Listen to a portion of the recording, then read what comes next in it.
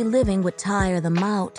They'd run out of money and gall and come sniffling back to their mother's porch. But they never returned again. Instead, after a year, the twins scattered, their lives splitting as evenly as their shared egg. Stella became white, and Desiree married the darkest man she could find. Now she was back, Lord knows why. Homesick, maybe. Missing a mother after all those years, or wanting to flaunt that dark daughter of hers. In Mallard, nobody married dark. Nobody left either. But Desiree had already done that. Marrying a dark man and dragging his blue-black child all over town was one step too far. In Lou's egg house, the crowd dissolved. The line cook snapping on his hairnet, the waitress counting nickels on the table, men in coveralls gulping coffee before heading out to the refinery. Lou leaned against the smudged window, staring out at the road. He ought to call Adele Veens.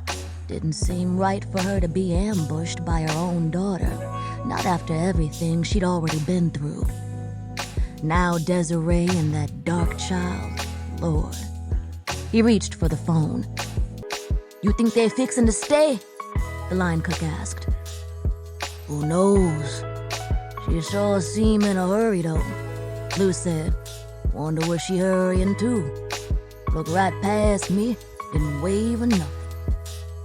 Uppity. And what reason she got to be uppity?" "Lord," Lou said, "I never seen a child that black before." It was a strange town. Mallard, named after the ring-necked ducks living in the rice fields and marshes. A town that, like any other, was more idea than place. The idea arrived to Alphonse de Cure in 1848, as he stood in the sugarcane fields he'd inherited from the father who'd once owned him. The father now dead, the now freed son wished to build something on those acres of land that would last for centuries to come. A town for men like him, who would never be accepted as white, but refused to be treated like Negroes. A third place. His mother, rest her soul, had hated his lightness. When he was a boy, she'd shoved him under the sun, begging him to darken. Maybe that's what made him first dream of the town. Lightness, like anything inherited at great cost, was a lonely gift. He'd married a mulatto even lighter than himself. She was pregnant then with their first child, and he imagined his children's children's children lighter still, like a cup of coffee steadily diluted with cream, a more perfect Negro, each generation lighter than the one before. Soon others came.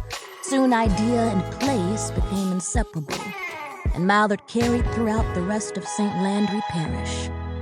Colored people whispered about it, wondered about it. White people couldn't believe it even existed. When St. Catherine's was built in 1938, the diocese sent over a young priest from Dublin who arrived certain that he was lost. Didn't the bishop tell him that Mallard was a colored town? Well, who were these people walking about? Fair and blonde and red-headed, the darkest ones no swarthier than a Greek. Was this who counted for colored in America, who whites wanted to keep separate? Well, how could they ever tell the difference?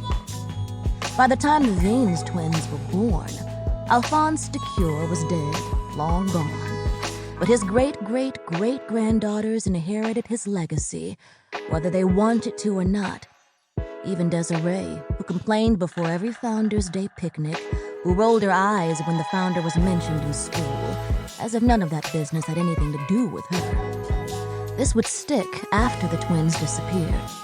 How Desiree never wanted to be a part of the town that was her birthright.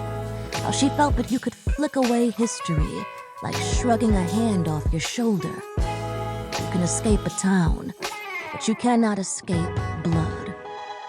Somehow, the Veens twins believed themselves capable of both. me.